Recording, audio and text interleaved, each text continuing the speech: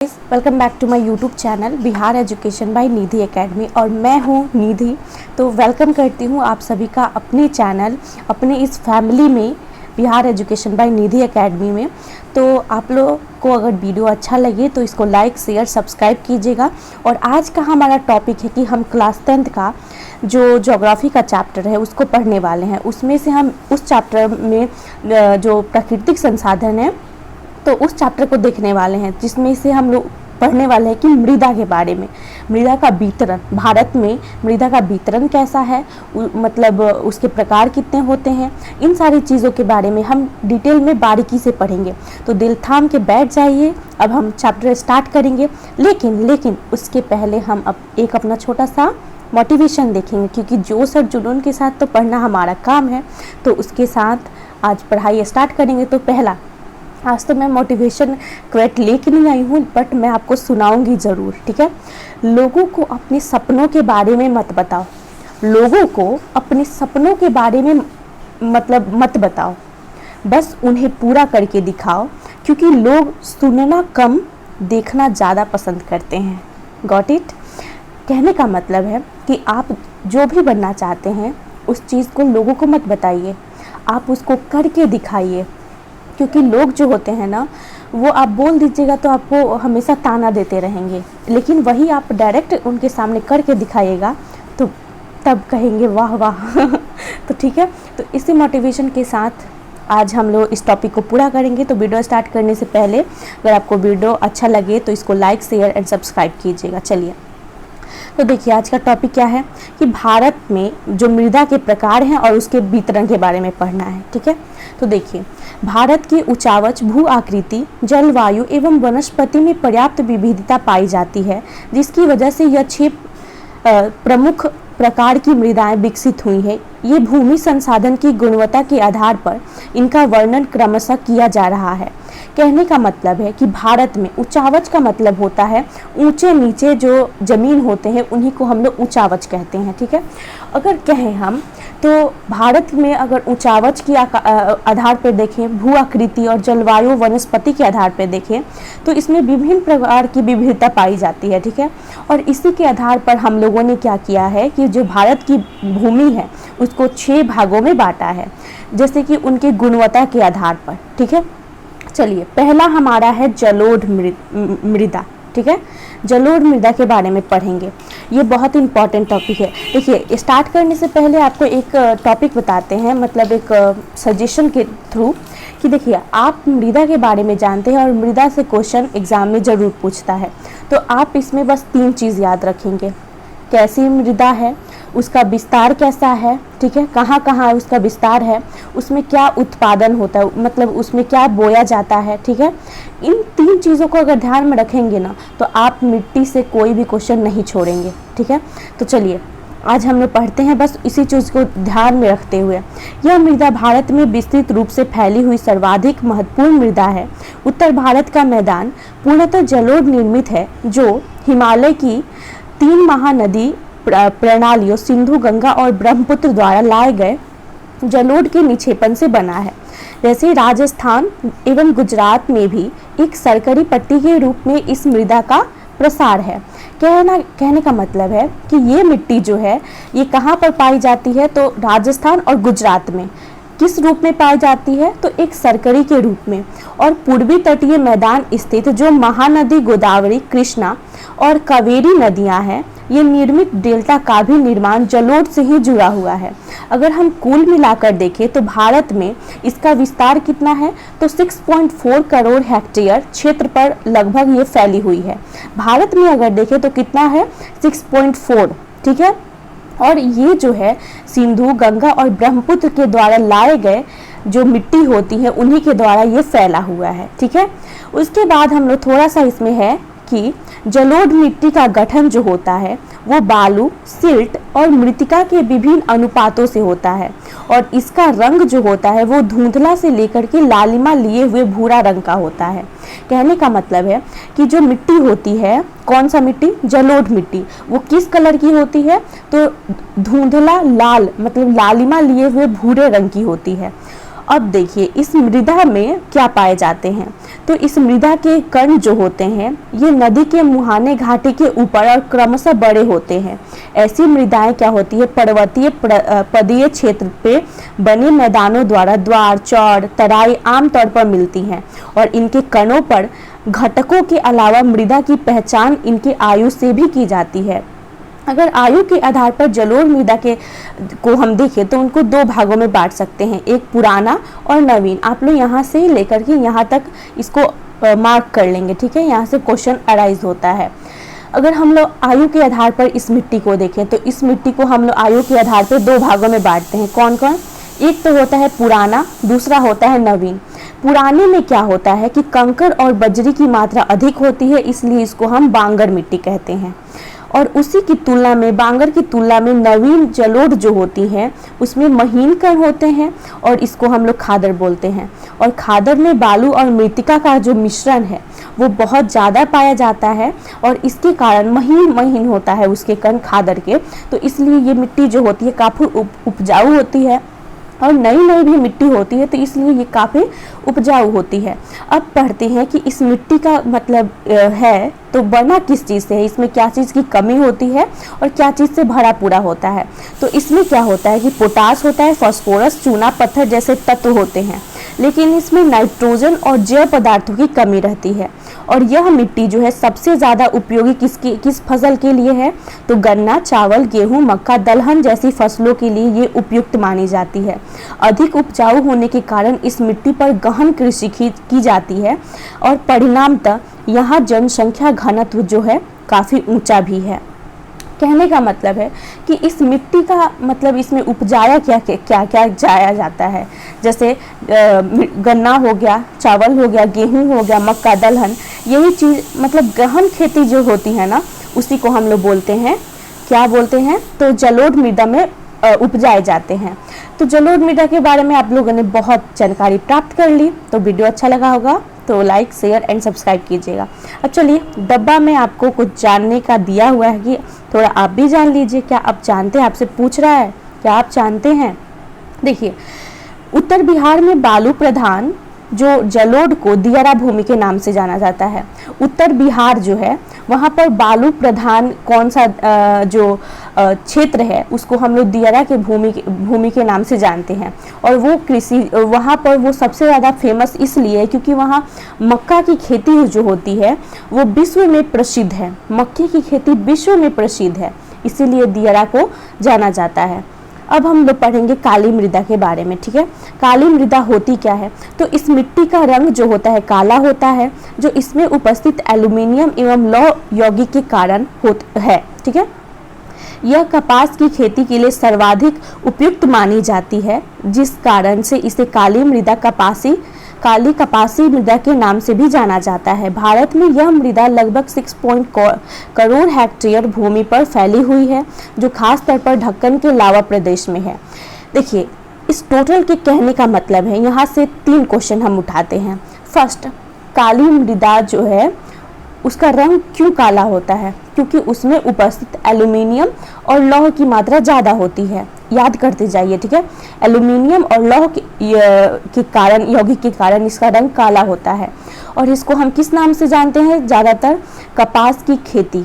कपास की खेती के लिए ये सबसे ज़्यादा जाना जाता है। यहाँ पे कपास की खेती सबसे ज़्यादा होती है, इसलिए इसका नाम भी हम लोग क्या रखे हैं? काली कपासी मृदा, ठीक है। और ये सबसे ज़्यादा पाई कहाँ जाती है? तो ढक्कन के लावा प्रदेश में।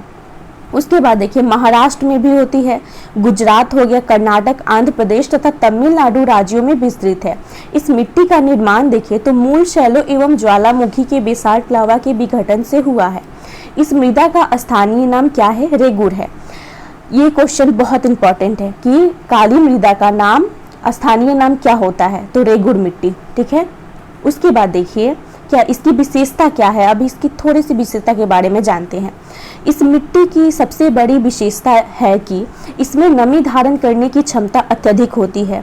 यह मृदा कैल्शियम कार्बोनेट, मैग्नीशियम, पोटास और चूना पत्थर जैसे पौष्टिक तत्वों से परिपूर्ण होती है, किंतु फास्फोरस की कमी रहती है। शुष्क या गर्म मौसम में इसमें क्या होती है कि दरारें पड़ जाती है, जिसमें अच्छी तरह से इसमें वायु का मिश्रण हो पाता है, किंतु गीली होने के साथ ही यह मृदा चिपचिपी हो जाती है, जिसे जोतना संभव नहीं हो पाता है। अतः यह मौसम के जो प्रथम बौछार है, इसी में इसकी जुताई कर दी जाती है। कम वर्षा के क्षेत्रों में अत्यधिक ऑक्सीकृत होने के कारण बिना सिंचाई के भी कपास की खेती के लिए यह मिट्टी जो है बहुत ज़्यादा उपयोगी मानी जाती है। इसके अतिरिक्त इस मृदा में सबसे ज़्यादा बोया क्या जाता है, कपास की खेती तो होती है, उसके अलावा क्या क्या बोया जाता है, तो गन्ना, प्याज, गेहूँ और सारे फल जो होते हैं, उन सारी चीज़ों के लिए ये अनुकूलित मानी जाती है। कहने का मतलब है, इस मिट्टी की अगर सबसे बड़ी विशेषता देखें तो ये मिट्टी जो है नमी धारण करती है, मतलब पानी को बहुत ज़्यादा सोखती है। और इसमें क्या क्या पाया जाता है, तो कैल्शियम कार्बोनेट, मैग्नीशियम, पोटास और चूना पत्थर जैसे पौष्टिक तत्व पाए जाते हैं। लेकिन इसमें किस चीज़ की कमी होती है, तो फास्फोरस की। और ये क्या करता है कि अगर मतलब गर्मी का मौसम आया तो इसमें दरार पड़ जाती है। क्यों? क्योंकि इसमें जो है वायु अच्छी तरह से मिश्रित हो जाती है, और जब गीली होती है तो ये मिट्टी इतनी चिपचिपी हो जाती है कि इसे जोतना भी संभव नहीं हो पाता है। और मौसम के जो प्रथम बौछार, मतलब जब बारिश होती है, तो फर्स्ट टाइम में जो बारिश होती है उसी टाइम इसको मतलब इसमें जुताई करवा दिया जाता है। और इसके बाद क्या होती है कि मतलब एक बार सिंचाई हो गया तो उसके बाद ये मिट्टी जो है कपास की खेती के लिए उपयुक्त हो जाती है। ठीक है, तो आपने अभी तक काली मिट्टी के बारे में डिटेल में पढ़ लिया, और जलोढ़ मिट्टी के बारे में। काली मिट्टी में आपसे क्वेश्चन पूछते हैं कि उसका रंग काला क्यों होता है, तो एल्यूमिनियम और लौह यौगिक के कारण। इसको क्या बोलते हैं, तो कपासी काली मिट्टी बोलते हैं। और ये कपास की खेती के लिए सबसे ज़्यादा उपयोगी है। ठीक है, और सबसे ज़्यादा इसका स्थानीय नाम क्या है, रेगुड़ मिट्टी। ठीक है, अगर हम जलोढ़ मिट्टी के बारे में बोले तो जलोढ़ मिट्टी को हम लोग आयु के आधार पर 2 भाग में बांटे हैं। कौन कौन, तो ये होता है पुराना और नवीन। पुराना में क्या होता है कि इसमें मोटे मोटे कण होते हैं, ज़्यादा बाजरी होती है, मात्रा अधिक होती है, बालू कण ज़्यादा होते हैं। लेकिन नवीन में क्या होते हैं कि इनमें ज़्यादा मतलब कण नहीं होते हैं, महीन महीन कण होते हैं। लेकिन जो खादर मिट्टी होती है या नवीन मिट्टी होती है वो बहुत ज़्यादा उपजाऊ होती है। ठीक है, इसकी तुलना में तो पुरानी मिट्टी की तुलना में। अब हम लोग पढ़ने वाले हैं कि लाल पीली मिट्टी क्या होती है। ये भी बहुत इंपॉर्टेंट है आपके टॉपिक एग्जाम के लिए, कहीं से भी क्वेश्चन पूछ देता है, इसको याद रखेंगे।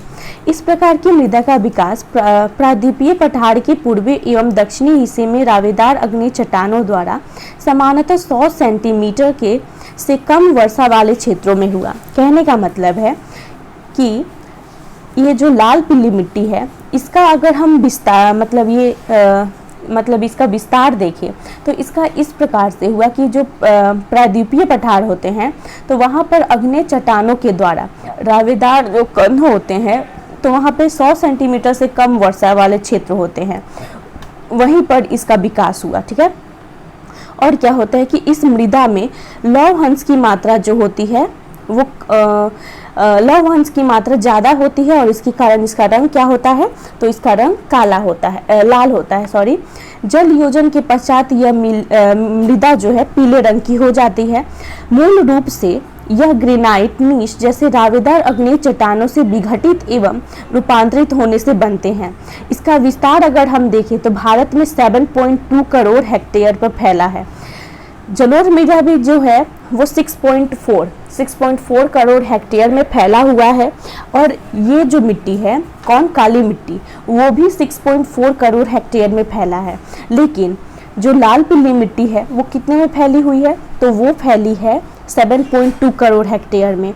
और कहाँ कहाँ इसका प्रसार है, तो देखिए तमिलनाडु, कर्नाटक, गोवा, दक्षिण पूर्वी महाराष्ट्र, आंध्र प्रदेश, उड़ीसा, छोटा नागपुर, पठार एवं मेघालय में। ठीक है, अब देखिए जैव पदार्थों की इसमें कमी होती है, और इसके कारण से क्या है, ये मृदा जो है वो जलोढ़ और काली मृदा की अपेक्षा जो है कम उपजाऊ होती है।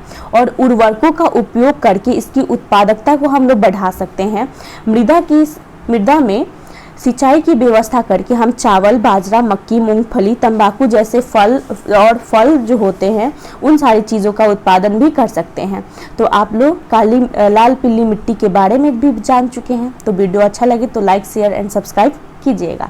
चलिए अब हम लोग पढ़ेंगे लैटेराइट मिट्टी के बारे में, ठीक है। आप लोग चाय कहवा पीते हैं ना, तो वो आपको सोचना चाहिए ना वो कहाँ किस प्रकार से उसका उत्पादन होता है, किस मिट्टी में होता है, तो इसमें हम लोग पढ़ेंगे, ठीक है। चलिए, लेटेराइट शब्द की उत्पत्ति देखें तो इसका उत्पत्ति हम लोग कहाँ हुआ था, तो ग्रीक भाषा में, ठीक है। ग्रीक भाषा में शब्द से हुआ है, जिसका शाब्दिक अर्थ क्या होता है, ईंट। और इस प्रकार की मिट्टी का विकास उच्चतम ताप एवं अत्यधिक क्या होते हैं, अत्यधिक वर्षा वाले क्षेत्रों में हुआ है। और इस भारत में इसका विकास देखें तो 1.3 करोड़ हेक्टेयर में है।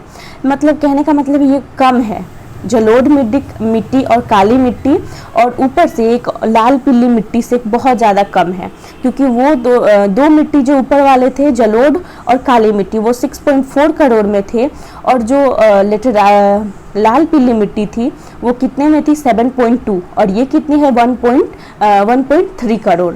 अब देखिए, ऋतुवत भारी वर्षा से ऊंचे सपाट अपर्दित सतहों पर यह मृदा जो है पाई जाती है। यह मृदा क्या होती है कि तीव्र निछालन का परिणाम है। इसमें क्या होती है कि ह्यूमस की मात्रा जो है कम होती है, और अत्यधिक तापमान के कारण क्या होती है कि जैविक पदार्थों के अपघटित करने वाले बैक्टीरिया जो है नष्ट हो जाते हैं। अपक्षय के कारण क्या होती है, लेटेराइट मिट्टी कठोर हो जाती है और उसके बाद एल्यूमिनियम और लोहे के ऑक्साइड के कारण इसका रंग क्या होता है, लाल हो जाता है।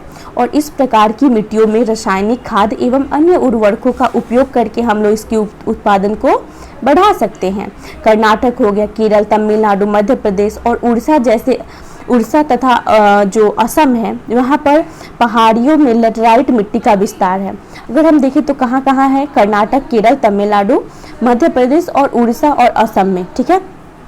और देखिए इस चीज़ मिट्टी में क्या क्या उत्पादन होता है, तो चाय और कहवा सबसे ज़्यादा कर्नाटक, केरल और तमिलनाडु में, ठीक है। उसके बाद देखिए क्या है कि तमिलनाडु, आंध्र प्रदेश और केरल में इस मिट्टी में क्या उपजाया जाता है, काजू। वाह, काजू ठीक है। तो तमिलनाडु, आंध्र प्रदेश और केरल में क्या क्या, काजू उपजाया जाता है। और कर्नाटक, केरल और तमिलनाडु, ठीक है, क्या उपजाया जाता है, चाय और कहवा। किसके सहारे, तकनीक के सहारे।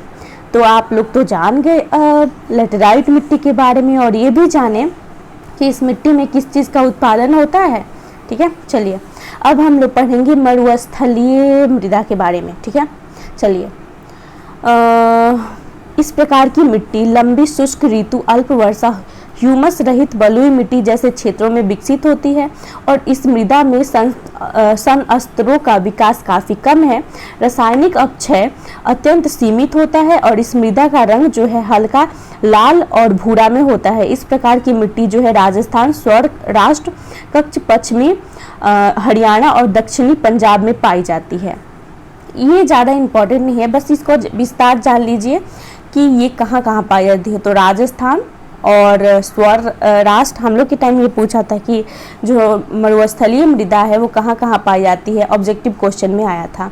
तो उसमें था ऑप्शन कि सौराष्ट्र और सारे, सौराष्ट्र हम लोग का आंसर में था, मतलब बहुत सारे डिफरेंट दिया था ऑप्शन में, तो हम लोग ने सौराष्ट्र लगाया था, ठीक है। तो आप लोग ये मत सोचिएगा कि नहीं आएगा, आता है, कहीं से क्वेश्चन पूछ देता है, ठीक है।